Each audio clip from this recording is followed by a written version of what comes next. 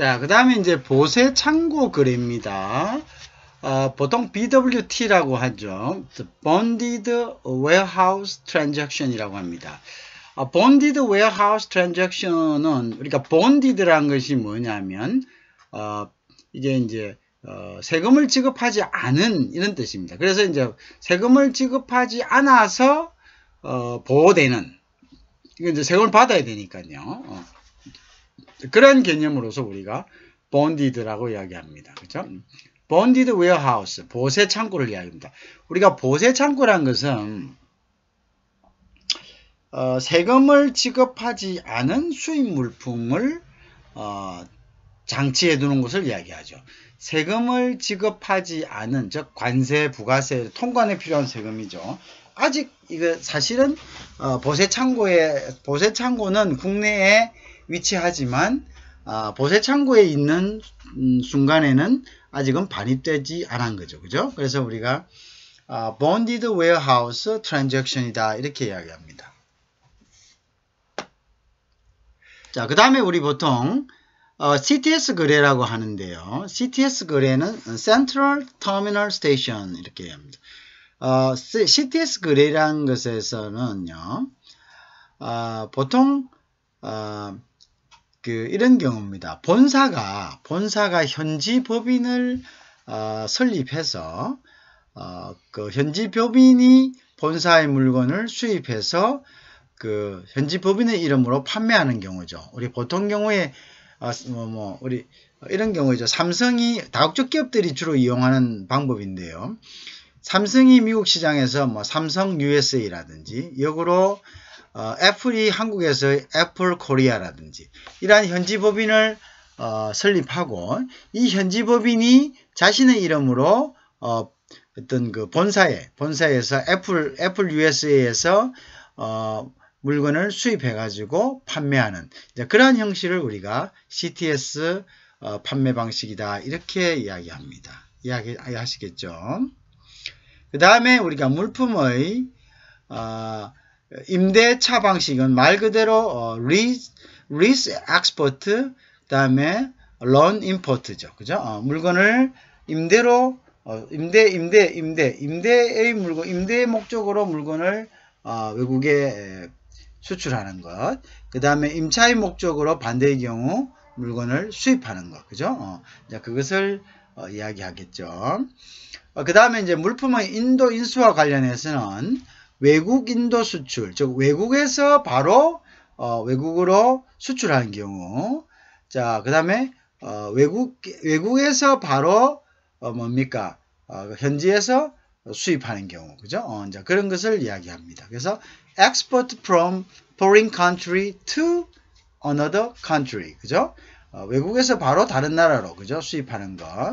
import from a foreign country to another country. 그죠? 그래서 다른 나라에서 물건을 다른 나라로 보내달라고 하는 거. 그죠? 다른 나라에서 다른 나라로 물건을 수입하는 경우죠. 그런 경우는 있을 수 있겠죠. 예를 들어서 삼성의 미국 현지 법인이 어디로 다른 나라로 수출하는 경우. 그죠? 이런 것도 그죠? 그렇고 이제 여러 가지 이제 그런 부분들이 있겠죠. 그걸 우리가 외국 인도 수출, 외국 인도 수입이다 이렇게 이야기합니다. 그래서 이제 우리가 이제 외국 인도 수출하고 외국 인도 수입의 예를 한번 들어보면 이런 경우가 있을 수 있겠죠. 우리나라가 예를 들어서 공사를 하러 나갔다고 합시다. 공사를 하러 예를 들어서 동남아 지역에 갔다. 그러면 그 지역에서 또는 여러 가지 지역으로 갈 수가 있겠죠. 그 지역에서 당장 어떻게 해야 됩니까? 그게 필요한 중장비라든지 여러 가지 어떤 부품을 구입을 해야 되잖아요. 그럴 때는 돈은 한국에서 가지만 수입은 어디서 합니까? 그 나라에서 그 나라 안으로, 그죠? 또는 다른 나라에서 그 나라로, 그죠? 그래서 예를 들어서 말레이시아에서 인도네시아로, 그죠? 이런 식으로 필리핀에서 인도네시아로 이렇게 되는 것을 우리가 외국 인수 수입이다. 이렇게 외국에서 인수하고 돈은 한국에서 보낸다. 이거죠. 그죠? 그래서 우리가 외국 인수 수입이다. 그 다음에 외국 인수 수출은 반대의 경우로 예를 들어 그곳에서 이제 구입한 장비를 다시 되팔고 들어오는 경우죠. 그죠? 되팔고 들어오는 경우.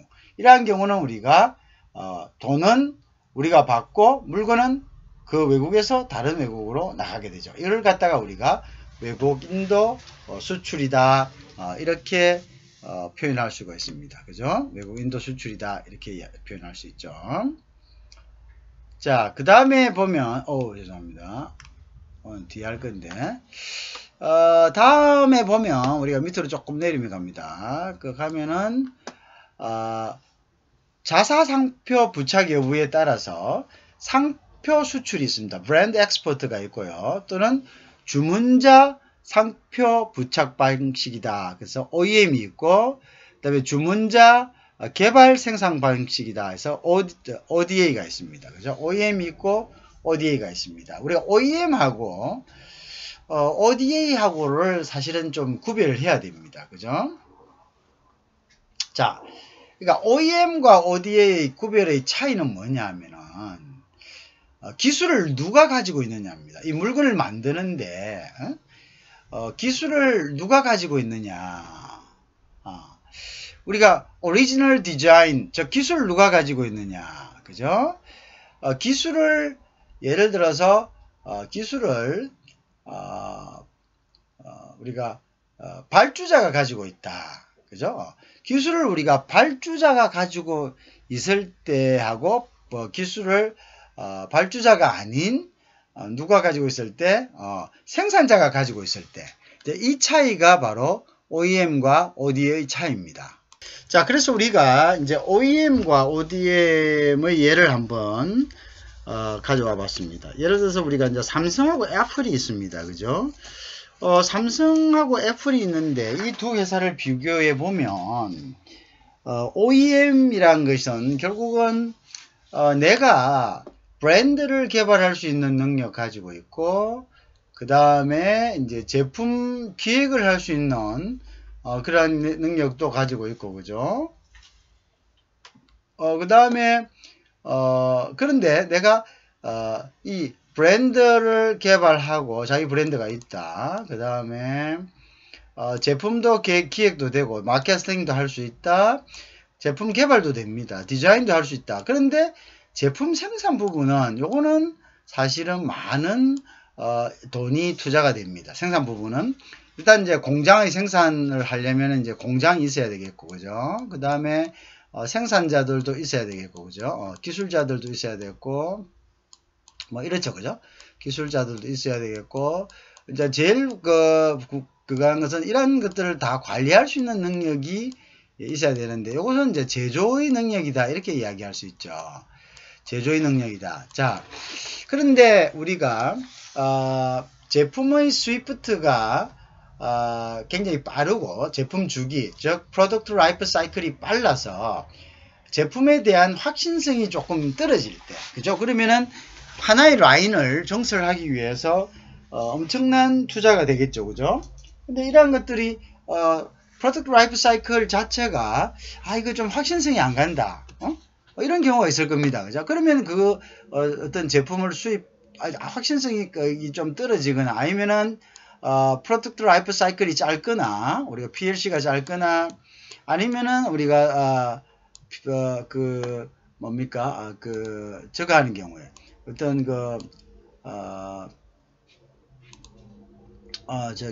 뭐라 그럽니까? 제품의 어떤 변화 주기, 고객들이 기호, 스위프트.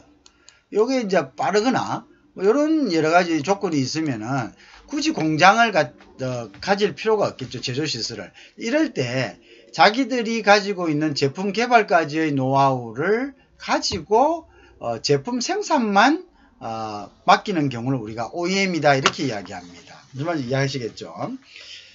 그래서 우리가 보통 OEM을 혼돈하는데 OEM이라면 마치 제품을 만드는 제조업자가 기술을 가지고 자기의 기술로 가지고 그것을 자기 기술로 제품을 만들어서 납품을 한다. 어떤 브랜드를 가지고 있는 이렇게 이야기했는데 사실 거꾸로 된 거죠. 그건 OEM이라 안 하고 ODM이라고 이야기합니다. 결국은 ODM이란 것은 제조 능력이 있는 회사가 자기의 기술로, 그죠? 자기의 기술로 물건을 만들어서 브랜드를 키울 수 있는, 그죠? 브랜드를 키울 수 있거나 또는 브랜드를 가지고 있는 업자에게 납품을 하는 거죠. 이걸 갖다가 우리는 보통 우리가 시중에서 그냥 OEM 하는 것을 사실은 그것은 OEM이 아니라 ODM이다. 이렇게 알고 계셔야 됩니다. 순수한 의미 OEM은 즉 물건을 제품을 생산을 의뢰하는 자, 즉 구매자가 주문자가 어떻게 노하우를 가지고 있는 겁니다. 그 제품의 어떤 기획과 개발의 노하우를 가지고 있는 거고, 또한 더불어서 브랜드를 가지고 있는 거죠. 그죠? 그래서 생산만 너희들이 좀 해달라. 그러면 보통 생산 시설을 여러 군데하고 계약을 함으로써 자기의 어떤 제품에 맞는, 그죠? 자기 제품에 맞는 생산업체를 선택을 해서 OEM으로 제품을 납품받게 되겠죠. 그죠?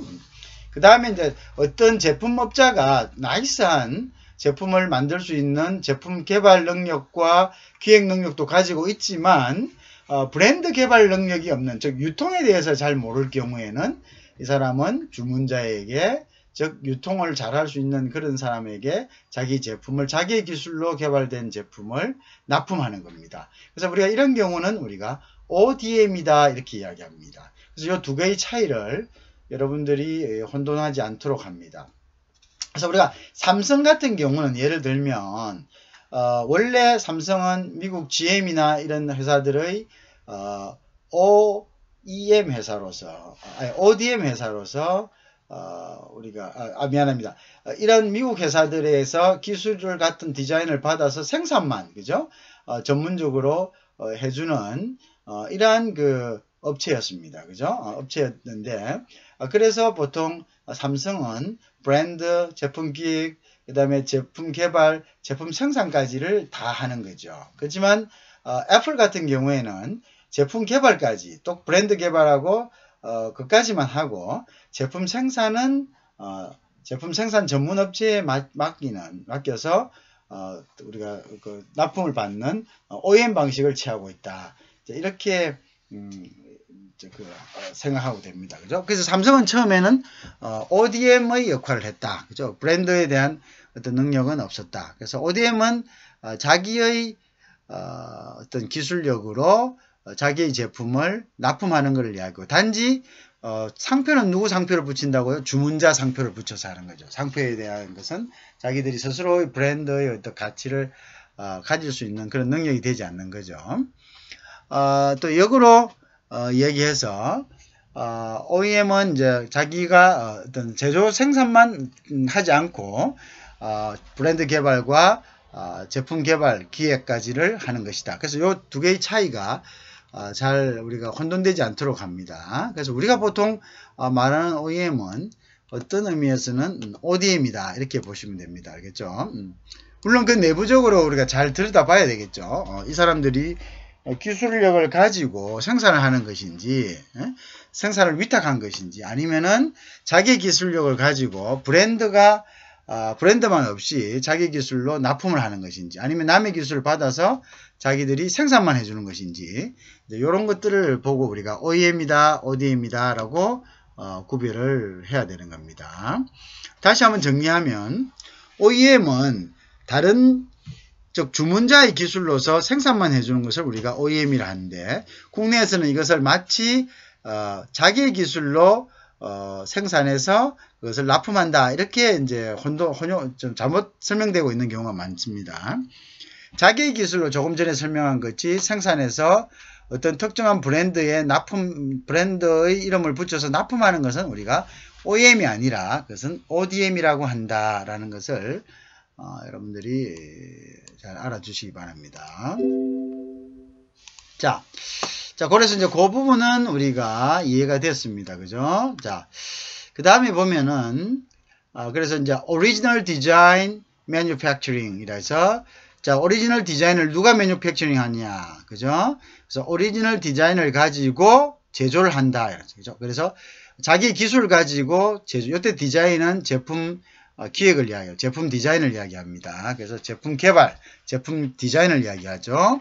그래서 이때는 ODA라고 하고 우리가 소위 이야기하는 Original Equipment Manufacturing이라는 것은 OEM이라고 합니다. 그죠? 그래서 이거는 뭐냐면 주문자가 자기 기술을 줘서 생산만 하게 하는 방법. 이걸 갖다가 OEM이다 이렇게 이야기합니다. 자, 그 다음에 보면 우리가 결제 방법으로 보면은 이제 또 결제 방법에 따른 수출이 있죠. 나중에 결제에 가서 우리가 페이먼트에 가면 이것을 다 배우게 되는데요. 그래서 이제 지금 한번 우리가 송금 방식이다. remittance라고 합니다. 영어로는. 우리 송금 방식은 뭐 송금 수표도 있고 뭐 TT도 있고 여러 가지 방법들이 있는데 지금 뭐 다른 방법은 많이 사용하지 않습니다. 송금 방식에서는 지금 이제 우편함 방식도 있고 하지만 지금 가장 널리 쓰이는 것은 TT죠. 왜냐하면 이미 이제 전산화된 그런 그죠. 케이블을 통한 우리가 TT를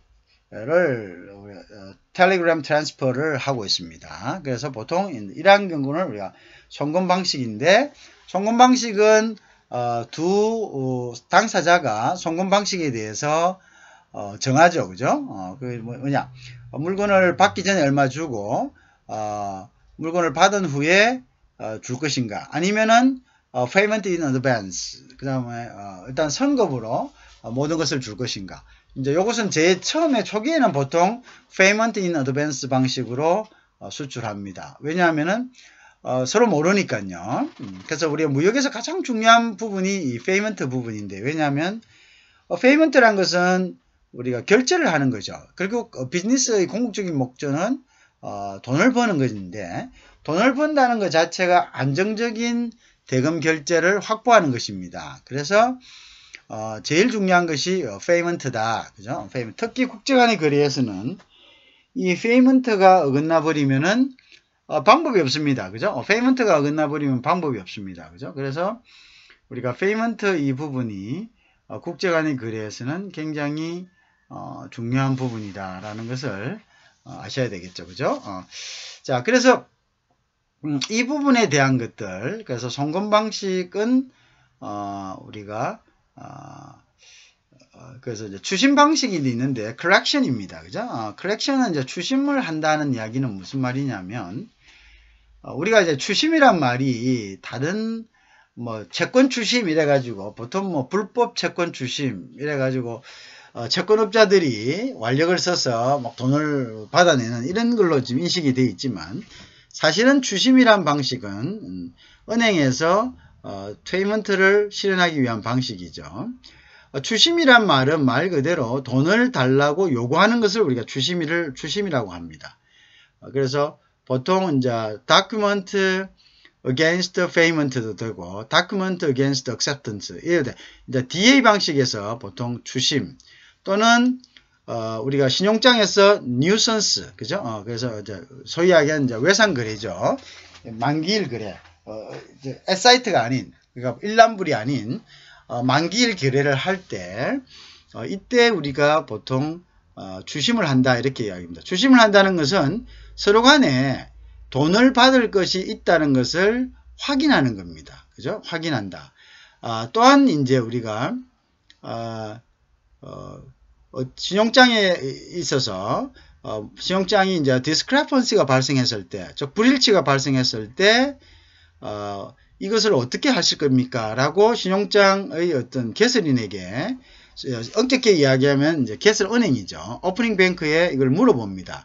물어볼 때 이것도 추심한다. 이렇게 추심한다는 이야기는 이런 상황인데 돈을 주실랍니까? 주지 않으실랍니까? 이런 것을 이제 물어보는 거죠. 결국은 추심이란 것은 돈이 있다는 사실을 미안합니다.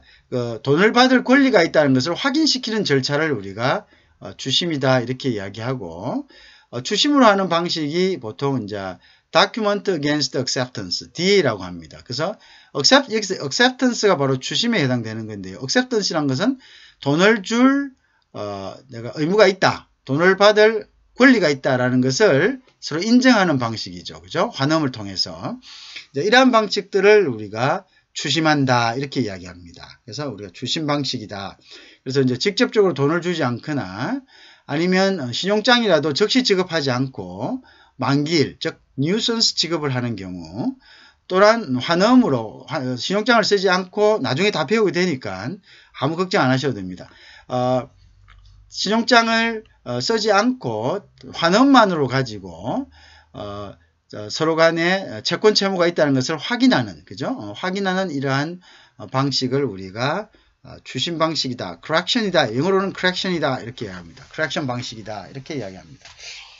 자, 그 다음에 이제 신용장 방식이 있습니다. 이것도 뒤에 결제에 가서 다 하게 되기 때문에 여러분들이 전혀 지금 걱정할 필요가 없습니다. 그래서 신용장이라는 것은 뭐냐?